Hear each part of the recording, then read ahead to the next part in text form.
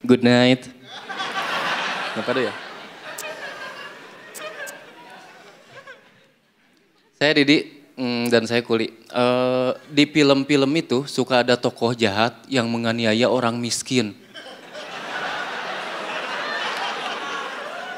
Tujuannya memang mungkin untuk dramatis. Tapi menurut saya gak perlu ada orang jahat. Tanpa orang jahat pun hidup orang miskin udah dramatis. Jangankan dijahatin ya, dalam seminggu aja ada temen yang kawinan, kita mah ngerasa dibegal. Bayangin aja, 50.000 satu amplop kali 3, 150.000. Duit buat cicilan kasur hilang. Kurang dramatis apa? Terus di film-film tuh suka ada yang menurut saya tokoh yang gak masuk akal, gak pantas. Ada nih biasanya gadis miskin, buat makan aja susah. Tapi make upnya tebel. Alisnya ditato. Tato naga.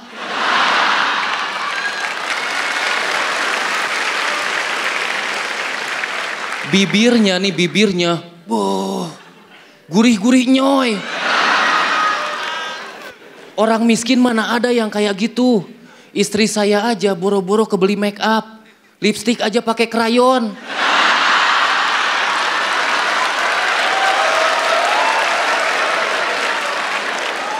Anak saya nih lagi ngegambar. Nah pinjem ya sebentar. Yang mana mah? Itu yang warna hijau. Terus ada lagi tokoh tuh yang menurut saya berlebihan. Ada nih orang miskin, bajunya robek-robek. Kayak habis berantem sama macan. Mukanya dibikin hitam, kayak atlet, nggak jelas. Kadang-kadang saya bingung, ini orang miskin kok malas amat cuci muka.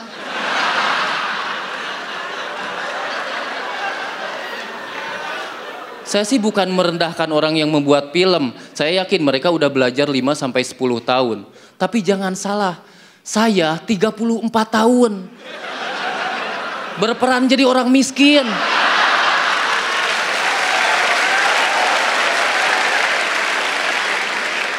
Kurang pengalaman apa saya? Saya ini orang miskin senior. Makanya kalau ada yang bilang muka saya selalu sedih, itu karena mendalami peran.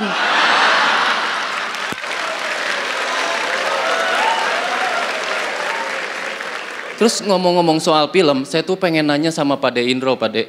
Kenapa sih hampir di setiap film warkop itu selalu ada orang miskin diceburin ke empang?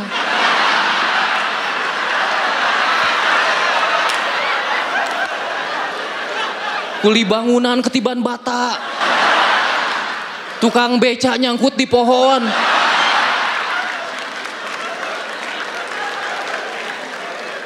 Itu pesan moral apa yang ingin disampaikan?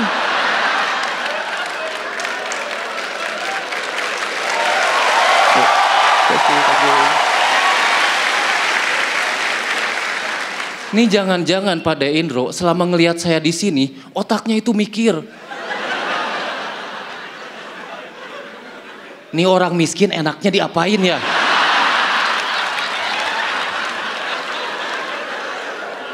Dibotakin kayaknya lucu. Oh my God. Terus kalau saya nonton film itu biasanya tuh ada tulisan di samping TV tuh. BO, bimbingan orang tua. Nah saya tuh bingung dengan hal itu. Jujur yang namanya membimbing setahu saya membimbing anak ngaji, ngebimbing anak sholat. Nah sekarang saya disuruh ngebimbing anak nonton Naruto.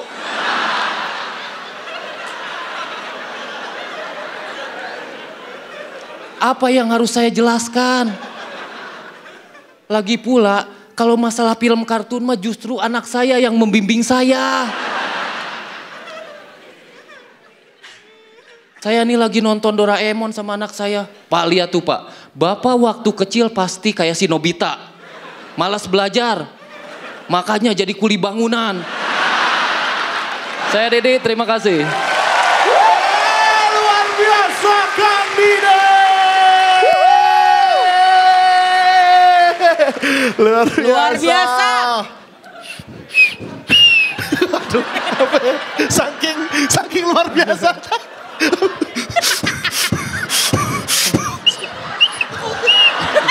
Saking luar biasanya.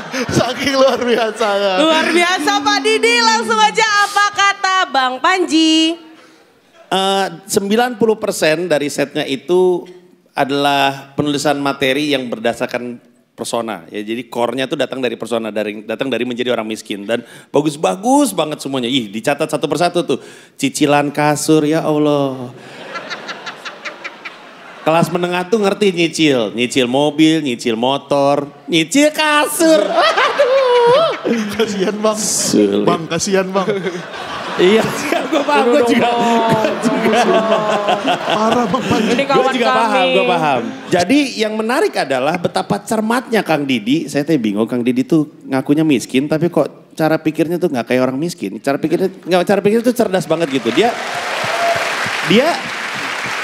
Dia barusan bikin nyusun set dari cara sudut pandang orang miskin, ngelihat bagaimana film memportray atau menggambarkan orang miskin, kan gitu poinnya. Gua mah lebih pengalaman jadi orang miskin daripada orang miskin yang lu tampilin di TV kan gitu kan. Itu kan sudut pandang yang tidak ada komika di Indonesia yang punya sudut pandang itu cuman Kang Didi seorang dan itu. Tahu nggak kenapa? Kenapa Kang Didi seorang yang punya kayak gitu? Karena yang lain nggak miskin. Kasih Bang. Gokil. Kasih ini dulu dong, sekali dong. Nah, mantap. Silakan calon tong. Karena gokil. Kalau gokil kasih ini.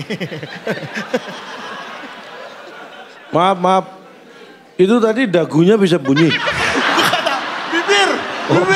Itu bukan dagunya, dia tuh giniin bibir bawah. Maaf nih Cak, sorry itu tadi bunyi ginjal Cak.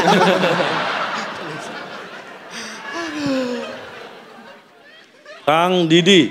Iya Cak.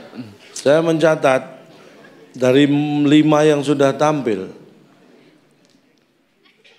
Ridwan Remin memang karena penulisannya yang luar biasa. Tetapi Coki, Deswin, dia tidak lepas dari karakternya. Alip tadi yang nggak nongkrong. Padahal dia anak nongkrongan. Dia lepas dari karakternya dan dia dalam kondisi bahaya. Dan Kang Didi kembali lagi memasukkan ke track bahwa ini menunjukkan Anda ini miskin struktural. Miskin struktural. Itu miskin yang sudah tidak bisa diganggu gugat. Kasihan Cak. Mungkin suatu saat dan mudah-mudahan dan saya mungkin yakin juga Kang Didi akan sukses dan kaya. Amin. Dan yang terbukti walaupun kondisi relatif miskin tapi cara berpikir Anda sama sekali tidak miskin. Itu yang penting. Kasih. Very good job. Berikutnya silakan Pak D mempertanggungjawabkan ya ini. Kenapa ada tukang Pertanyaan tadi, film silakan. itu loh Pak D. Iya Pak D. Bukan saya loh Pak D ini. Kang Didi loh Pak D. Tolong Pak D. Ya Pak D. Yuk.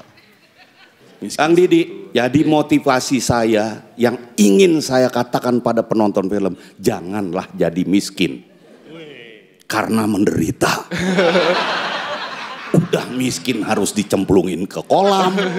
Itu sebenarnya. Makanya berusahalah kuat-kuat. Kira-kira seperti Kang Didi ini. Kasih. Keren ngelesnya. Miskin itu musuh bangsa Kang Didi. Ya, itu yang harus diingat. Pokoknya mah kompor gas weh. Kasih. Oh,